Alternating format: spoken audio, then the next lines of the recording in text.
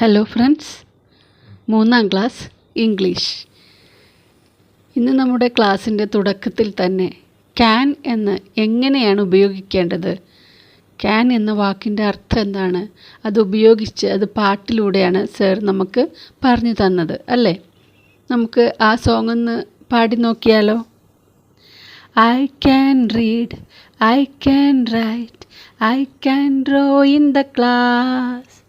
I can paint, I can sing, I can dance in the class.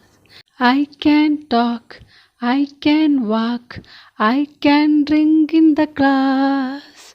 I can eat, I can run, I can jump in the class. ഇപ്പോൾ can എങ്ങനെയാണ് ഉപയോഗിക്കേണ്ടതെന്ന് നമുക്ക് ഏകദേശം മനസ്സിലായി അല്ലേ. നമ്മൾക്ക് ചെയ്യാൻ കഴിയുന്ന കാര്യങ്ങളാണ് നമ്മൾ ക്യാൻ എന്നുപയോഗിച്ച് പറഞ്ഞത് അല്ലേ. അപ്പോൾ ഇത് നിങ്ങൾക്ക് മനസ്സിലായി എന്ന് വിചാരിക്കുന്നു. ഇതിൻ്റെ ബാക്കി പ്രവർത്തനങ്ങളാണ് അടുത്തതായിട്ട് വരുന്നത്. ആക്ടിവിറ്റി നമ്പർ 3 ആണ് ടെക്സ്റ്റ് ബുക്കിലെ activity number 3. Hearing the request of the butterflies, many friends in the garden offered them help. മറ്റു ഫ്ലവേഴ്സിനോടൊക്കെ ഇങ്ങനെ ചോദിക്കുന്നത് കേട്ടപ്പോൾ ബാക്കി പലരും ഇവർക്കൊരു സഹായം ഓഫർ ചെയ്തു. ആരാണ് ആദ്യം സഹായവുമായിട്ട് വന്നത്? പീക്കോക്കാണ്.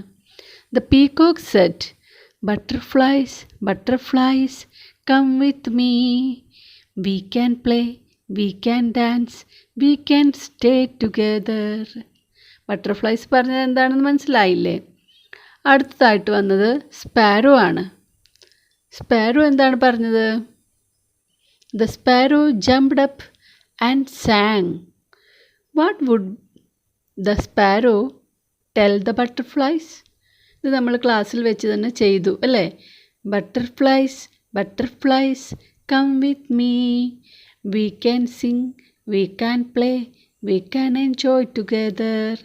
കണ്ടോ, ഇവിടെയൊക്കെ ക്യാൻ എന്ന വേർഡിൻ്റെ ഉപയോഗം, യൂസാണ് ഇവിടെ കാണുന്നത്.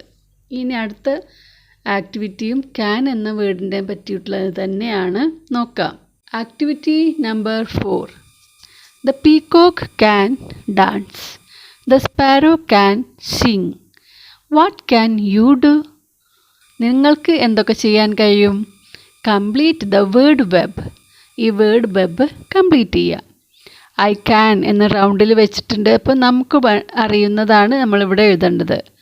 ഐ ക്യാൻ, ആദ്യം തന്നെ നമുക്ക് write. I can write, I can ride, I can sing, I can jump, I can draw, I can run, I can read, I can swim. നമ്മളിവിടെ നിന്ന് ഐ ക്യാൻ എന്ന് എഴുതണ്ട, നടുവിലുള്ളത് ചേർത്താണ് നമ്മളിത് വായിച്ചത് കേട്ടോ. അപ്പോൾ ഇതേപോലെ ഇനി നമുക്ക് പാട്ടാക്കണം ഇതിനെ. നോക്കുക, ഒരു പാട്ട്. Write a song in the following pattern. ഈ പാറ്റേണിൽ, നമ്മൾ താഴെ തരുന്ന ഈ പാറ്റേണിലാണ് നമ്മൾ പാട്ടുണ്ടാക്കേണ്ടത്. I can jump, I can swim, I can sing and dance. കണ്ടോ, 4 കാര്യങ്ങൾ ഇതിൽ വന്നു. ഇനി I can act, I can sing, I can read and ride. നമുക്കറിയുന്ന എന്ത് കാര്യം വെച്ചിട്ട് നമുക്കിതുപോലെ സോങ് വരികൾ ഉണ്ടാക്കാം. I can jump, I can run, I can read and write. കണ്ടോ, അങ്ങനെയൊക്കെ മാറ്റി മാറ്റി എഴുതാം. ഇനി ആക്ടിവിറ്റി 5 നോക്കുക. Who is sitting near you? ഇപ്പം നിങ്ങളുടെ അടുത്ത് ആരും ഇരിക്കുന്നില്ലെങ്കിലും നിങ്ങൾക്കൊരു ഫ്രണ്ട് ഉണ്ടാവും അല്ലേ. Write his or her name. ഈ ബോക്സിൽ നിങ്ങൾ അവളുടെ പേരെഴുതുക.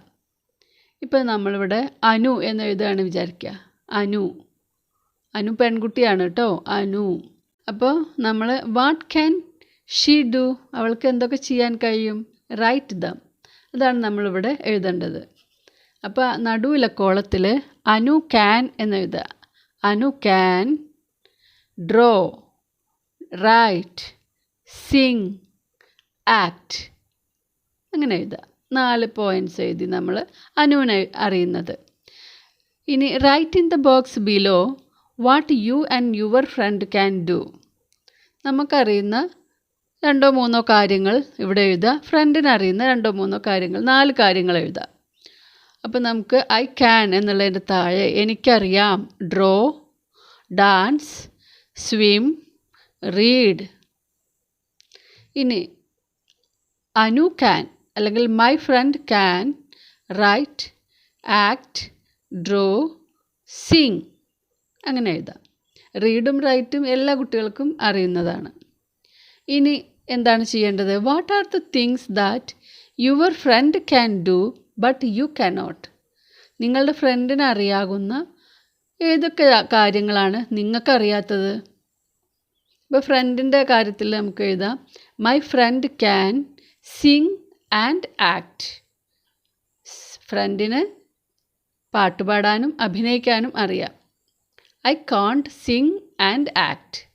എനിക്ക് പാട്ടുപാടാനും അഭിനയിക്കാനും അറിയില്ല. എന്തെങ്കിലും കാര്യങ്ങൾ ഇതേപോലെ നിങ്ങളും എഴുതുക. നിങ്ങളുടെ ഫ്രണ്ടിന് അറിയുന്നത് 2 കാര്യങ്ങൾ എഴുതുക, അത് നിങ്ങൾക്കറിയില്ല എന്നും എഴുതുക.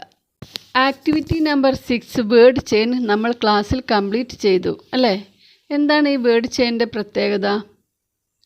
You may begin the next word with the last letter of the previous word.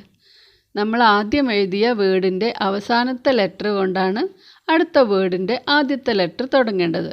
Butterfly എന്നുള്ള വൈ വെച്ചിട്ടാണ് അടുത്ത വേർഡ് നമ്മൾ എഴുതിയിട്ടുള്ളത്. യെല്ലോ. പിന്നെ നമുക്ക് W മാത്രമേ തന്നിട്ടുള്ളൂ. ഫസ്റ്റ് ലെറ്റർ വൈ ആവുമെന്ന് നമുക്കറിയാം, ലാസ്റ്റ് ലെറ്റർ നമുക്ക് തന്നിട്ടുമുണ്ട് അല്ലേ? അപ്പോൾ എന്തായിരിക്കും? യെല്ലോ.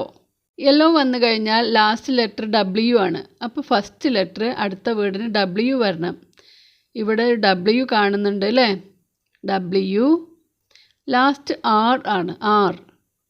കാരണം എന്താണ്? അടുത്ത ലെറ്ററിൻ്റെ അടുത്ത വേർഡിൻ്റെ ആദ്യത്തെ ലെറ്റർ R ആണ്. അതുകൊണ്ട് ഇവിടുത്തെ ലാസ്റ്റ് ലെറ്റർ R ആയിരിക്കും അല്ലേ? വാട്ടർ.